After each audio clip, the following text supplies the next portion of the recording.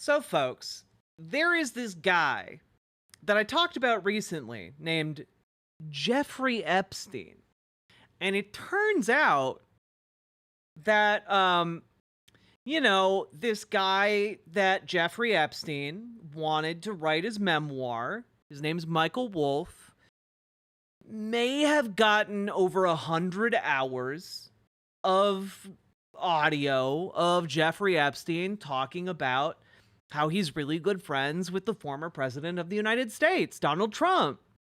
Now, this is a bit controversial because Jeffrey Epstein is the most famous pedophile in modern U.S. history and had a child rape island and a child rape airplane called the Lolita Express. Recently, I talked about this, but the Daily Beast has apparently gotten hold of more audio that Michael Wolff had, and a story published today titled, "Listen to the Jeffrey Epstein tapes, quote, I was Donald Trump's closest friend," unquote. Which is really damning because a lot of these recordings are from after Donald Trump was elected president of the United States while Jeffrey Epstein was still alive. And he was supposedly cut off from access with Donald Trump in like 2014 or so, maybe even earlier than that. So this indicates a level of closeness that is unusual, to say the least. And well, let's take a listen here.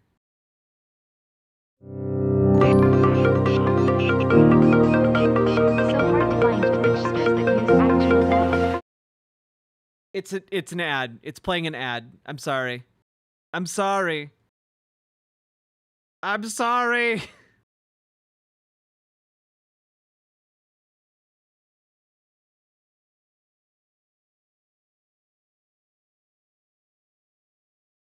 It's a very long ad. Okay. So how do you know this? That was close to straight. So I need the. Just to be clear here, that's Jeffrey Epstein saying that he was Donald Trump's closest friend for 10 years. He's saying Jeffrey Epstein is on audio talking about being Donald Trump's BFF for a decade. I'm gonna play that again, and I'm a full screen this. This is crazy. Olympians, thank you for the $5 dono. He's British. That was close to straight. So I need the Donald. Just give me Donald.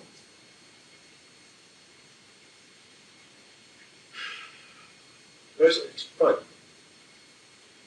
So you probably know he had a scalp reduction because he had the same male pattern movement that we all have. He had his scalp moved and hysterical. Donald's office, as you know, he made that. He used to be on the phone with that fake PR person. Mm. I also found it funny. I was sitting there listening to the guys from the Post talk, and Donald would say, he's a great guy. I loved working with him. And I sit there going, this is just amazing. And he'd say, Michael, come on, let's go to the office. And he'd say, tell me, what's it like in there? He'd say, do you like having sex with your wife? How often do you? He'd say, it's great. Seriously, Michael, how often do you have sex with you? Don't you want to go? You and I can go upstairs, or tomorrow come over. There's this girl's coming in from Los Angeles, part of the Hawaiian Tropic kind of. So come over 3 o'clock. You're going to have a great time. I promise you, Michael, it's just me and you. You're going to have a great time. Be up here at 3 o'clock. We can go upstairs. The whole time, Victoria's been on this on the phone, listening. He set it up because he wants a story. So he has you on, because as an avoid conversation, you're not going to say yes, but watch. He had a really well speech.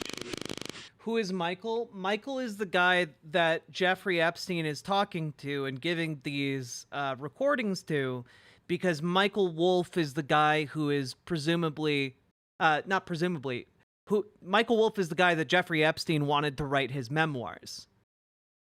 So Michael Wolff has been holding on to over 100 hours of conversations, intimate conversations, with Jeffrey Epstein for like the last 8 years.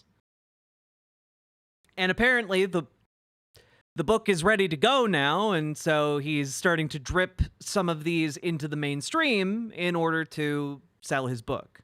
And it is very infuriating because I feel like 100 hours of the world's most prolific child predator would talking about his relationship with the former president of the United States, who's trying to become a new president of the United States, might be relevant.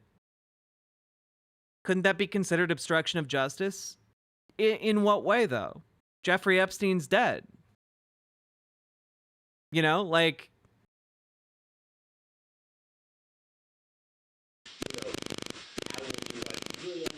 Come on, you must. If you ever had, you must have had a better wife, right? I said, yes. Tell me about it. And the wife's on the speakerphone, listening, smiling, and said, I know you. Well, I think you're really hot, and I know you think you're a guy. Michael is like the end of the world, the best guy on earth. He's going to be married to. You're wrong. Just listen to the next 20 minutes. And the only thing you will up is set you up. Yeah, so, cool stuff. See, the recordings cast more light on Trump's long relationship with Epstein and will add to the debate over the character of the Republican candidate, especially his attitudes and conduct towards women just days before the election. The tapes tell Epstein's version of the relationship of two former friends and their very different paths, one towards infamy, prison, and suicide, the other toward power, the Oval Office, and his own criminal conviction for paying hush money to a porn star. Trump's camp referred to the tapes release as false smears and election interference. Yeah. Epstein painted a complicated portrait of Trump, called him charming, always fun, capable of extraordinary salesmanship, suggested he was personally in favor of Trump's policies on the transgender stuff, but he alleged Trump was a serial cheat in his marriages and loved to, quote, fuck the wives of his best friends, unquote. He also claimed that while Trump has friends, he was at heart a friendless man incapable of kindness. And he alleged that Trump had a scalp reduction surgery for baldness and called himself the Trumpster, which honestly is like the worst part about this story so far, outside of like all of the other terrible things, but like, you can't call yourself the Trumpster, man. That's really sad. That is sad as fuck. That's some real, to use the phrases of like conservatives who try to like cater towards Trump and MAGA, that's some real beta cuck shit right there. You can't force a nickname like that. Trumpster is hilarious. Asked by Wolff, how do you know all this? Epstein replied, I was Donald Trump's closest friend for 10 years. Yeah. Wolff also said Thursday that the pedophile showed off photos of Trump with topless young women sitting in his lap. Just gonna reiterate here. Wolff shared the tape with the Daily Beast ahead of discussing it on his Fire and Fury podcast on Monday. Last Thursday, he caused shockwaves by revealing a few seconds of a separate recording in which Epstein spoke in detail about the inner workings of the Trump administration. Wolff also said Thursday that the pedophile showed off photos of Trump with topless young women sitting in his lap.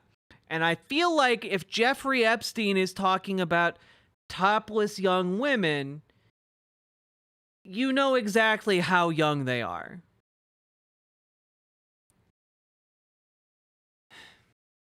Wolf, a veteran journalist and author who is also the biographer of Rupert Murdoch, has long attracted praise and bromides. Yeah.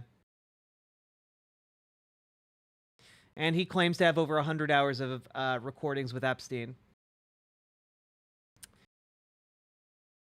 Yeah.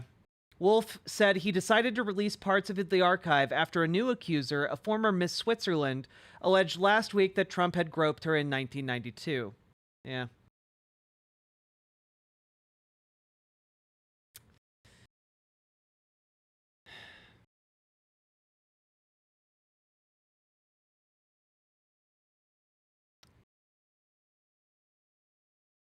Here's another one. Oh, God damn it.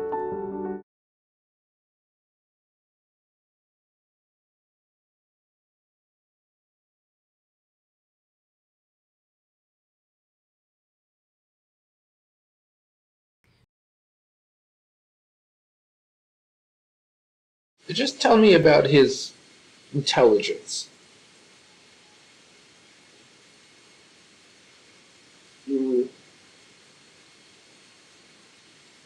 Wait, so those photos are the ones right-wing Chud accounts are saying is AI?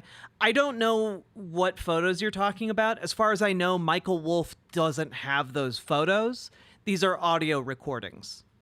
So there's no video component, and I don't believe that he has the pictures. That would be weird of him to talk about if he did, because that would be a crime. With respect to real estate deals, really, he's a salesman. He knows real estate really well. Anything else but that, he knows nothing. No history, no strategy. I believe these recordings are from like 2016 to like 2017, prior to him going to prison. Say about executive function. The executive function says, and it's strange because construction by definition is just that. First you have the foundation, you have the steels going up, what stage? But in terms of his anything but real estate, he can't figure out if I fire Bannon, what happens tomorrow. So cause and effect, that has no relationship. In analytic intelligence? No. Now what's this thing about that functionally he can't read or he doesn't read? Oh my God. What? I'm sorry. What? Or He doesn't really, he certainly can't read a balance sheet. Can he not read? Has no idea.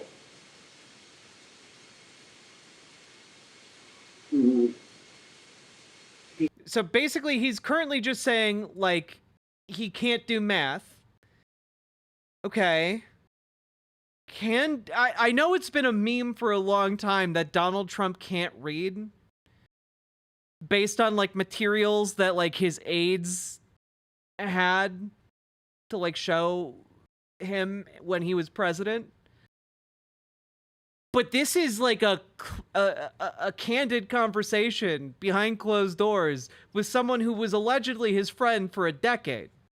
His best friend. He doesn't read. He reads page 6. So he's not functionally illiterate.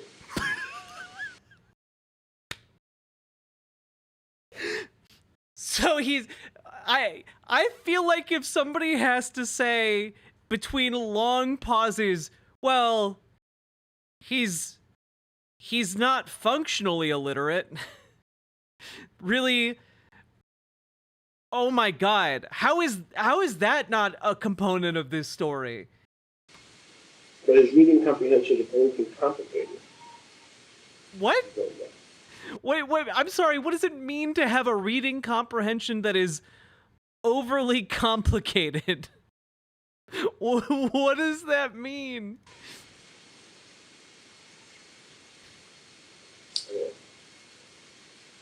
now, what's other than he has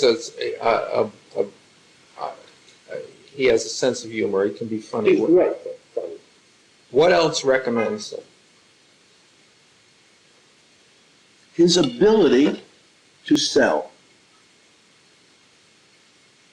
He is charming.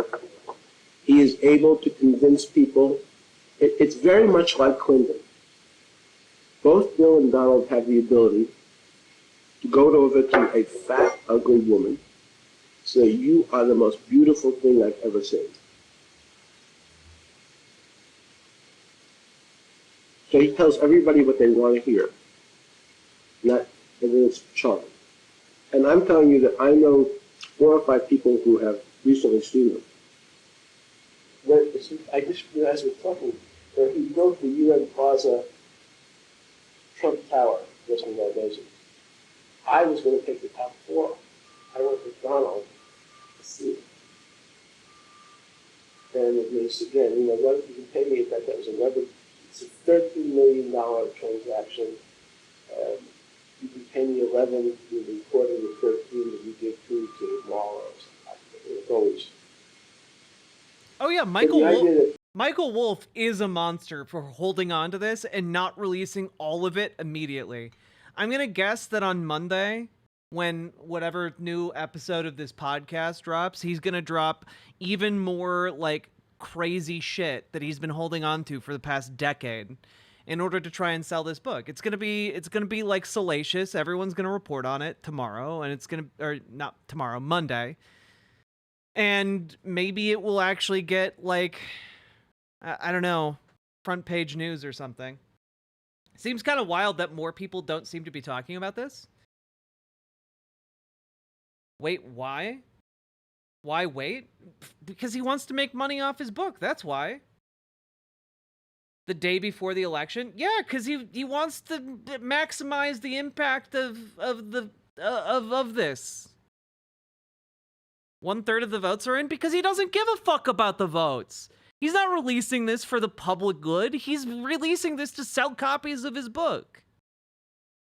Because he does not care about this effect on the body politic. He's probably a rich asshole already. He has access to rich assholes. He's probably rich himself, and he wants to make more money. That's really all it boils down to here. He is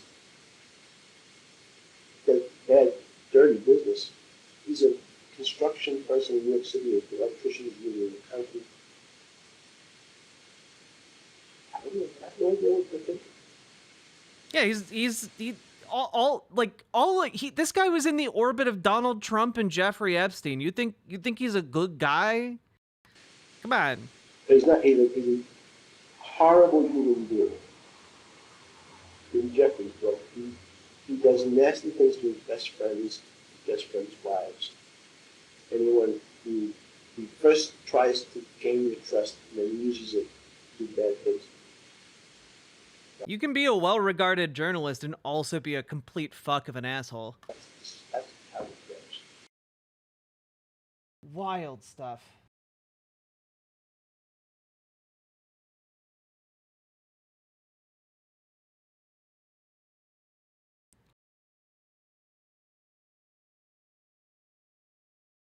Yeah, by the way, just as an FYI, part of this story is also that the first time that he and Melania had sex was apparently on the Lolita Express, Jeffrey Epstein's child rape plane. So, yeah. So he did fly the Lolita Express, according to Jeffrey Epstein, in a private conversation. Like, Donald Trump is disgusting. Reminder: the GOP openly supported Roy Moore. Releasing info on Trump molesting children doesn't change votes. Well, I disagree. I think it does change votes. Also, Saki Tanuki, thank you for the 5 gifted tier 1 subs. I think it changes votes. I think that, like, will it change the main body of support? No. Will it maybe convince like 1 or 2% of people to stay home? Yeah, I think so. Like, whenever we're talking about like changing votes, I think it does make a difference. And Roy Moore also lost his election, you know? Granted, he lost it very narrowly, but he did lose it. So I do think that I think that stuff like this does make a difference. And when we start looking at like 0.5% there, 1/4% there, 1% here, and that demographic, and that one, and that one, and that one, I think it adds up. I think a lot of these vectors, like I've been talking about for this election, they align in such a way that like it will in aggregate make a difference. Yeah, did Donald Trump, or was it Trump that flew on the Lolita Express that had gotten revamped this year, or was that JD Vance? I don't know. Either way, super gross. And that being said, I do have to admit I am deeply curious at what Michael Wolff is going to reveal on his podcast the day before the election. I am curious about that because I have to imagine him being a greedy asshole, he's saving a real bombshell for last. Because the second the election's over, people aren't going to care. So it's going to be something big. It's going to be something that gets a lot of attention. That's my assumption. Maybe I'm wrong, but that's my assumption. So I guess we'll check back in on Monday about this story. This has really taken a few turns. I wasn't expecting this audio to surface, and I certainly wasn't expecting more to surface. I thought we were going to get like one or two, but I think Michael Wolff actually has almost 100 hours at this. And yeah, I think something is brewing here.